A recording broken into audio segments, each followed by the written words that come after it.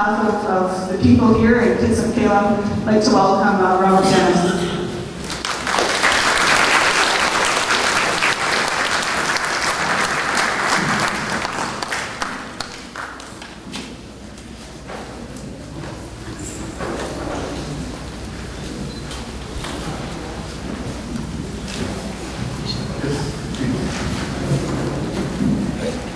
I want to put the mic down for a little while and do something in honor of your loved ones, the ones that have left this wonderful world of ours. I'd like to sing a song in honor them, and then also to pay respect to the people that are here today, and especially pay respect to all of you. You've been given a chance to be part of something. And I really am proud to witness that. So I'd like to do a song first, if you don't mind, before I keep thinking.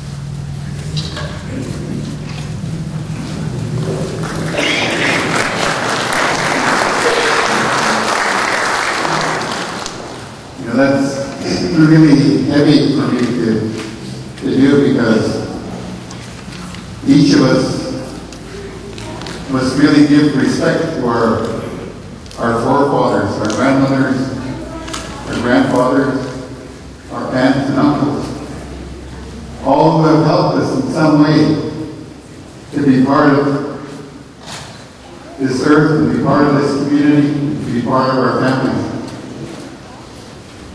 So it was really good to take the time out to express our gratitude, our thankfulness to our forefathers. That song said, "I'm now praising the Creator for lifting my day today. I am now praising the Creator for making my day better today." That song was made centuries ago.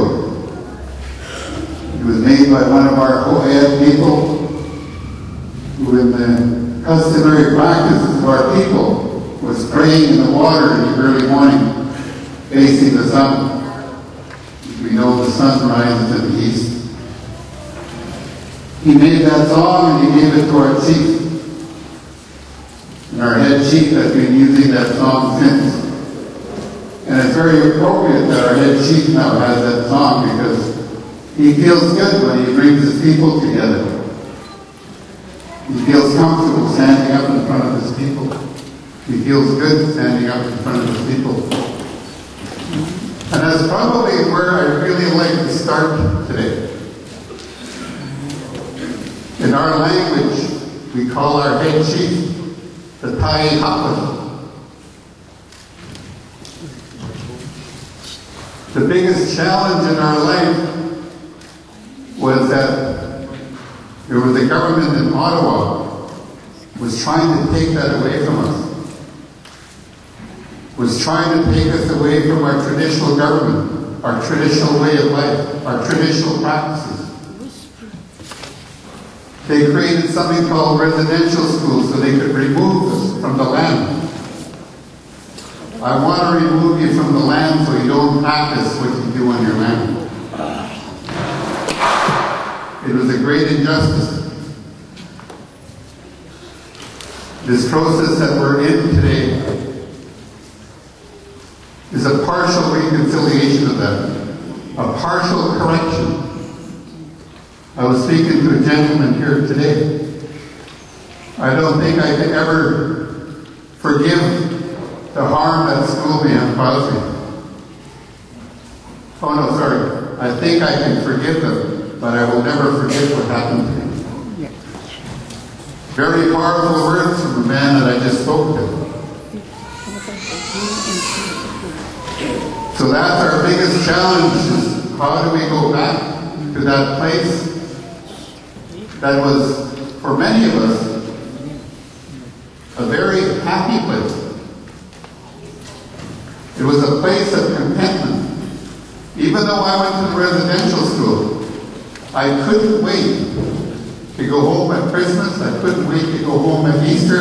I couldn't wait to go home in summer so that I could fish, so I could gather seafood, You haven't read it yet. so that I could practice what was my aboriginal right.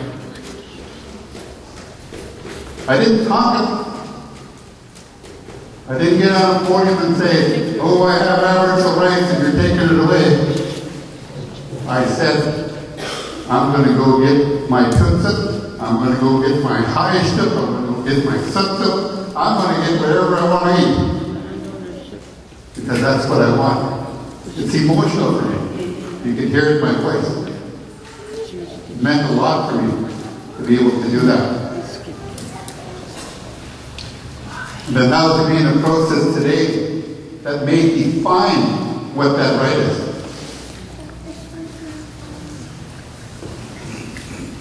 That to me is one of the most important things in my life now.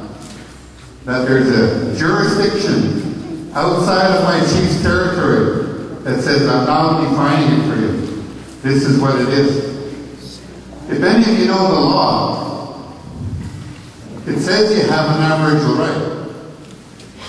But you got to prove it. If you don't prove it, under Canadian law, you don't have that right.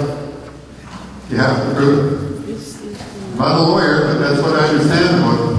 That you have to prove that you got Aboriginal rights.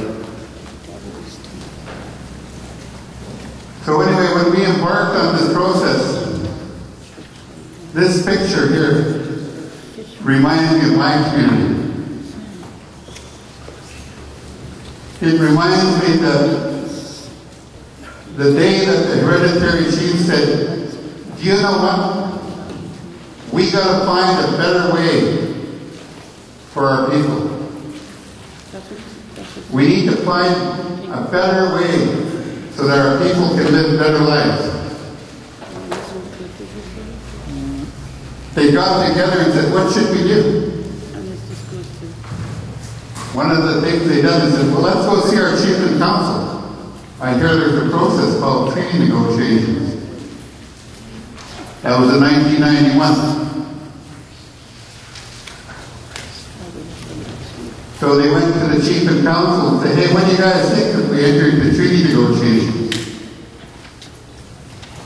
Our chief and council said, well, if you guys think that's okay, we're okay with that.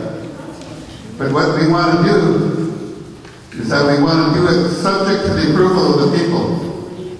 And the chief said, okay, we like that. Subject to the approval of the people. Powerful words. Somebody said that today. Somebody referenced that. So we went to the people. I'm going to go by memory here.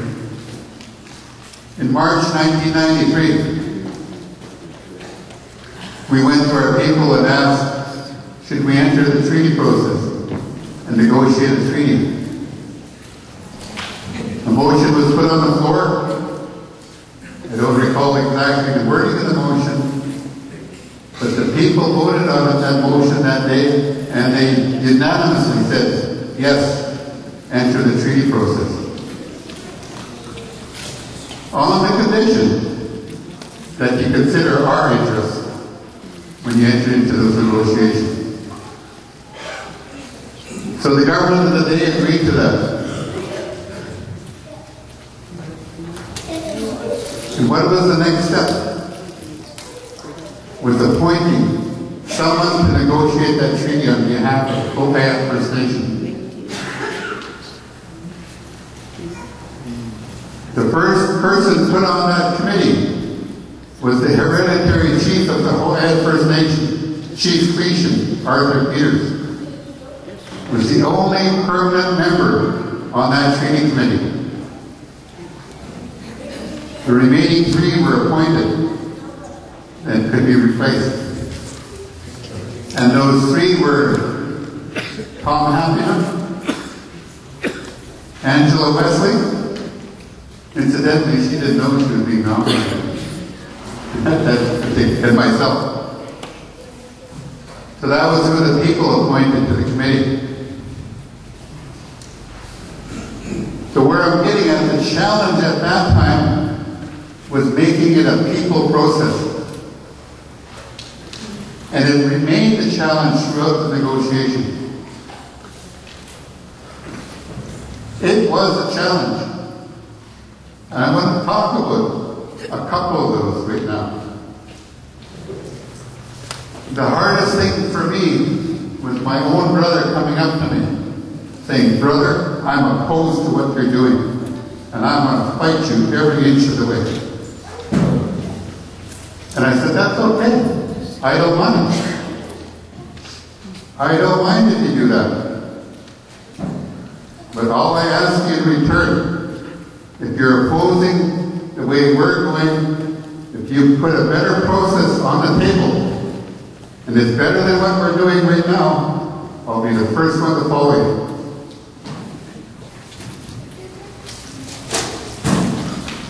So all these years went by. He never put another process on the table. Not once did he say, I've got a way that I think is better than the way you're going. And I kept on saying it. If you do, I'll be the first to follow you. I'll be the first one to get up on the podium and say, let's go that way. So that's what I urged our community. If you're opposed to what we're doing, please tell us a better way. Please tell us a better way. We'll listen. You know that better way never ever came? Because we ended up approving the treaty. Another challenge was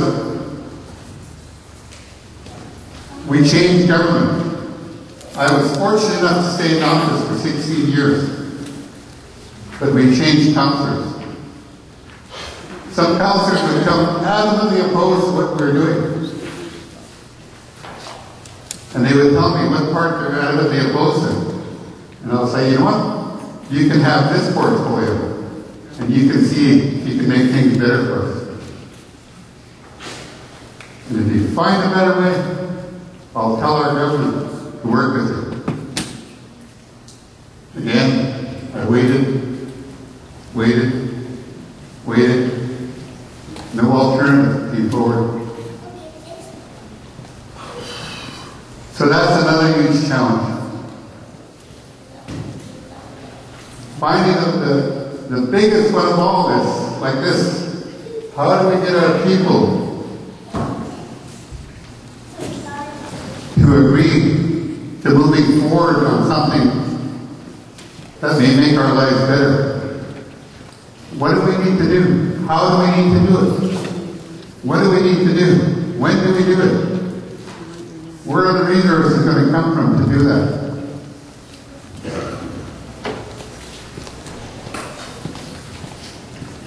Some ideas came forward from the community.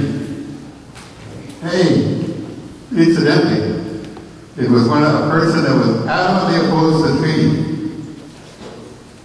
About the 10th hearing of the process said, hey, I've got an idea. Why don't you meet with the family heads of the tribe? And I said, what do you mean? Well,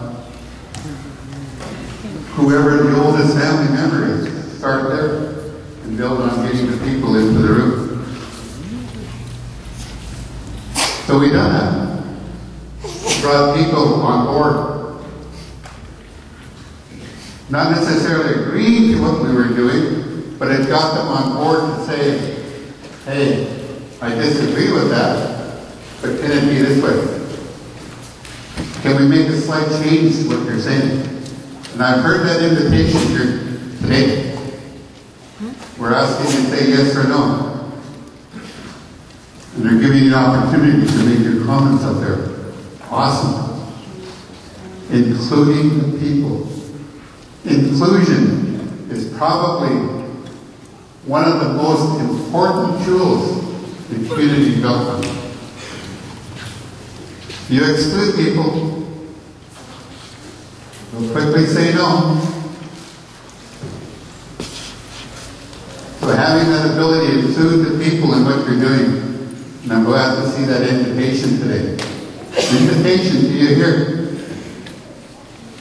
If I was a member of your community and they extended that invitation to me, I would feel very lifted today. Thank the Creator that this leadership has taken the opportunity to listen to what I have to say. It's powerful. I take my hat off to your leadership for what they're doing. So in getting there, we also have to identify opportunities. If you don't identify them, there's nothing to grab onto. Our community years ago decided we're tired of being a welfare state. And I want to tell you what I think that means. We are tired of being solely dependent on the Department of Indian Affairs. When I got into office in 1995, about 95% of our funding was Indian Affairs money. 95%. That's why I say we were tired of being a welfare state. We were almost solely dependent on Indian Affairs. We weren't getting any money from anywhere else. Each of the leaders said, we need to change that. And myself as the leader of the group said, okay, how are we going to do it? What are we going to do?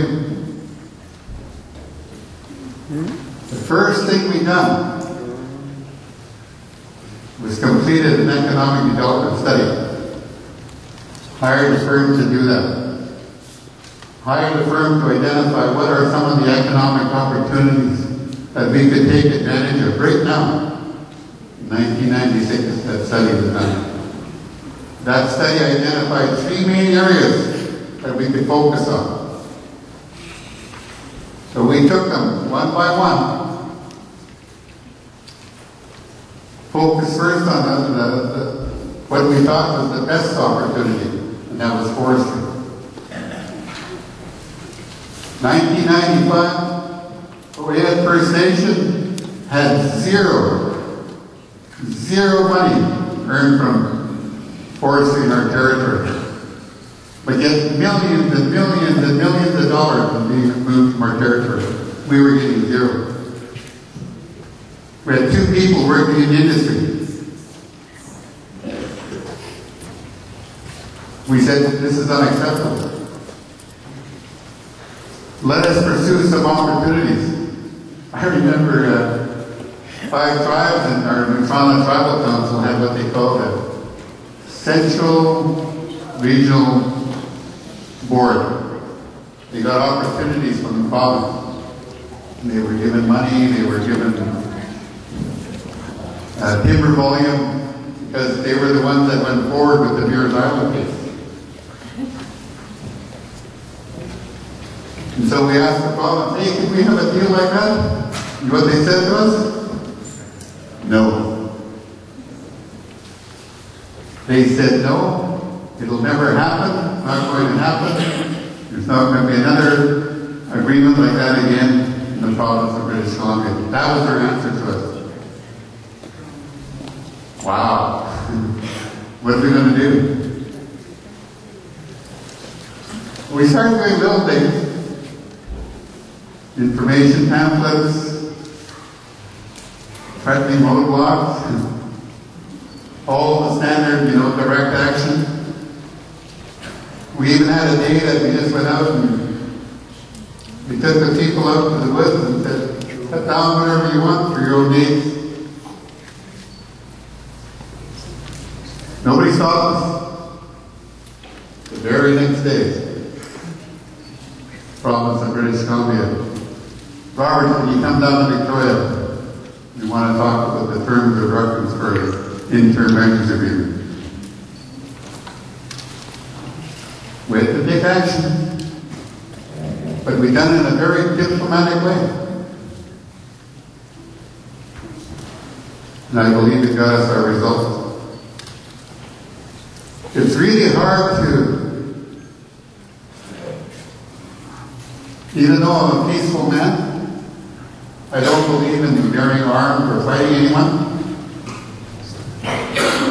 But when you're in this situation that you're watching everybody rape the resources from your territory, you almost want to do something that's not peaceful.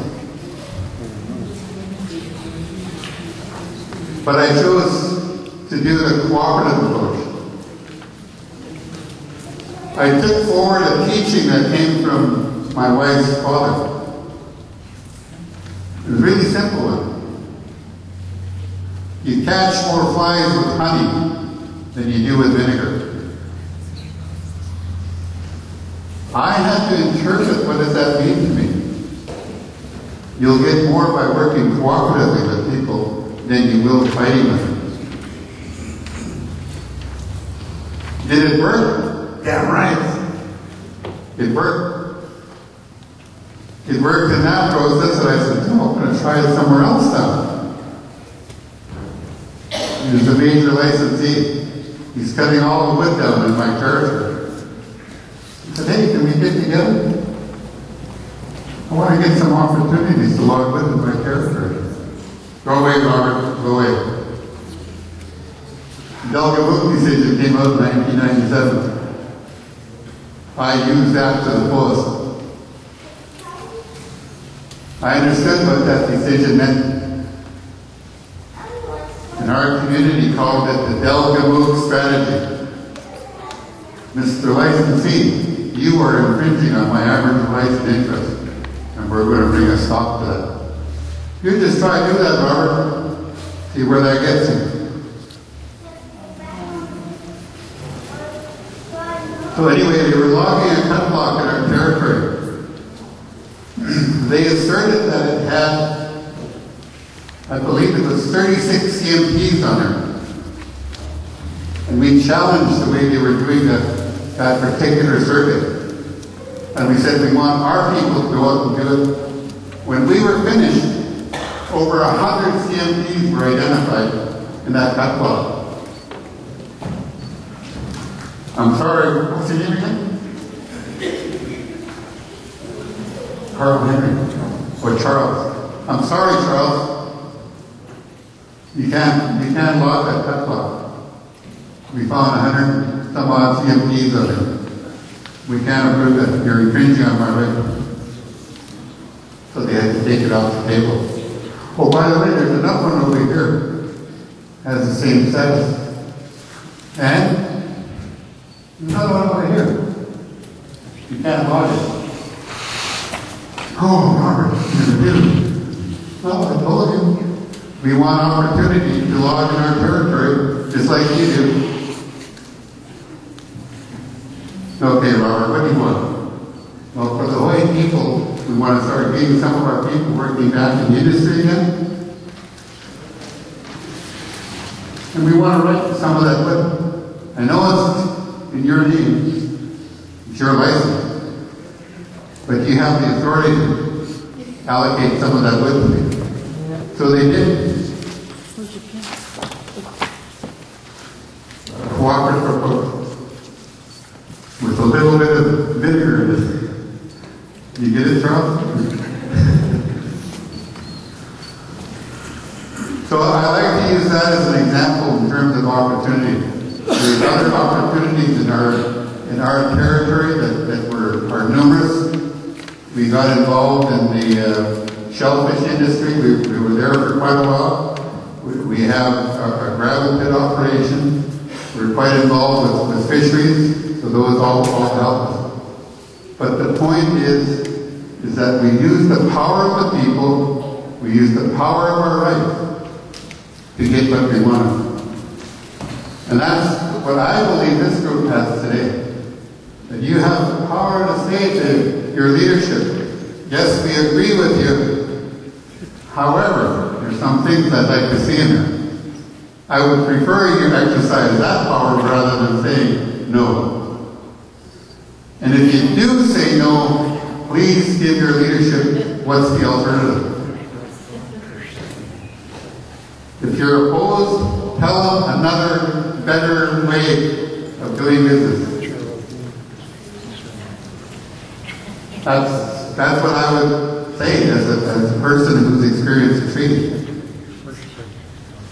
So what I want to kind of close into right now are the benefits in terms of our treaty. The ability to self-govern, you know what I call it? Priceless. Totally priceless.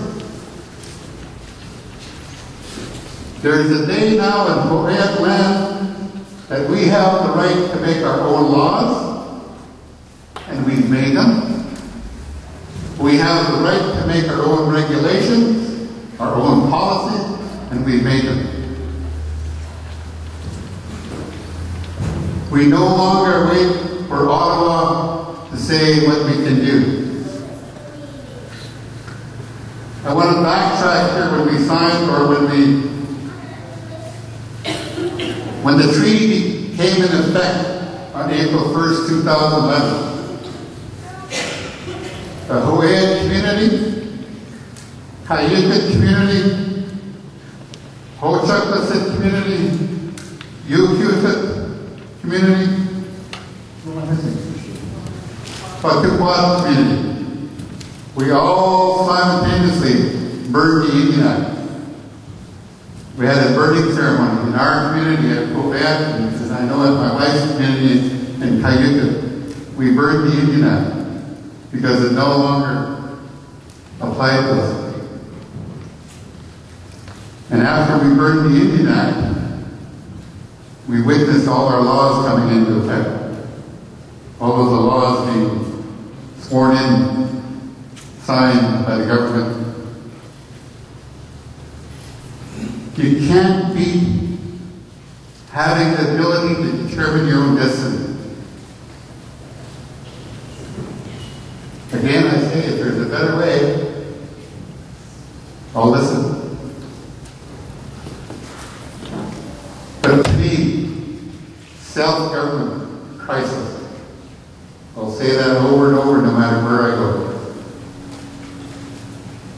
Your ability to have your own land. The ability to say, my land. The ability to say that I'll do whatever I want on my land. And the ability to say, whoever can work that land lies now with the people of our nation and your nation if you move forward. To own the land outright in your name. Ho'opono First Nation, we own the land, nobody else. I'm envious right now because Gerald, you got way more land than we did. Honestly. You got way more land than we did. So I am envious. But you can now do whatever you want. Whatever if you move forward to final agreement, you can determine what is done on that land. You, the people, and your government. Can't beat that up. And don't forget where we land right now. You're still under the Indian Act. Who decides what you do on your land? Well, not even your land, sorry. Go back up. That land is held in trust for you by Her Majesty the Queen. Okay? It's not your land, it's not your tribe's land. You look at any document, what does it say? Her Majesty the Queen. A lady way across the Atlantic Ocean tells you what to do on your land. But she delegates an authority in Ottawa that pulls the strings of what you can do and what you can't do on your land. And right now, in your territory, the natural resources are under the jurisdiction mostly of the provincial government. The provincial government has the jurisdiction over land. That was something delegated to them by Canada. In our treaty now, remember when I told you we had 0 in our territory? We now have access to timber that is solely our jurisdiction, amounting to 145,000 cubic meters a year. And when you think about the value of timber, think of it as this way. A cubic meter of wood is worth $250 per cubic meter, at least $250 per cubic meter to the Canadian economy. I've calculated in Ho'opono territory that a cubic meter is worth approximately $125 a cubic meter to the Ho'opono people. It may even be more than that. So that's what we've gained in an economic benefit. We've gained a value of a license, we've gained a value of a tenure on a treaty settlement land, and we've gained the value of people being meaningfully employed in the forest industry. Because we're going to choose to log that wood so that our people can have well-paid jobs. Here's another statistic I want to share with you. When I became chief counselor in 1995, The average income of every person working on that reserve is $15,000 a year. Today it's $55,000. Huge jump. See, those are the things that are important. Why should I support something? Well, now you're being given numbers that are meaningful. Why you should support it. Isn't it good that if your children are growing up in a society that they can have a well-paid job instead of waiting for those, government work programs where you might make $10,000, $15,000 a year and then collect EY the rest of the time? Which would you rather have? The $15,000 a year or the $55,000? What do you? 55,000. Right on. Anybody here would prefer the 15? Anybody?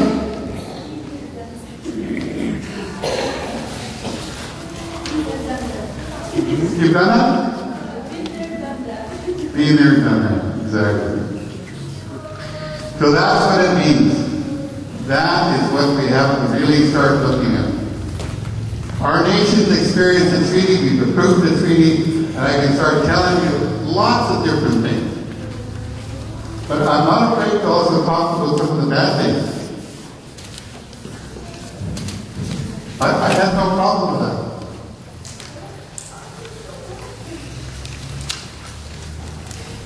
And some of the bad things is that we're experiencing change. Some of our people aren't embracing that change. Some of those people are still, oh, I can't let go of my mom and dad. You need a bird. I can't let them go. I was too dependent on what they brought me. It's reality. So that's what we have, that's what we're faced with. So what do? I want to close with something really important here, and it's already been said. I want to repeat it. There's power in this room now. You've been given a voice. Use it. Use it to your advantage. And if you're shaking your head, then you need to start telling people what's the alternative. And I think people are willing to hear that. I was always willing in my community to get an alternative. I'll listen. And here's what I used to do to listen. As a chief counselor, I had my door, my office. Anybody could walk in at any time. Anybody could walk into my office at any given time. And people did. And I would listen. I would hear what their differences are. And I think that's really important to do that. It's really important for the political leadership of a treaty process to be the champions of the treaty. Because we're charged with the task of finding a better life for our people. Are we going to find a better life for our people by saying, oh no, I'm not going to participate then. I'll come back here while you guys decide. Or would you prefer a strong leader that got up and said, look, I think this is a better approach. I believe this is a better approach. We have the data to show that this is a better approach. So, that's what I want to close with today. You're the power. You're the voice. Use it. Thank you very much.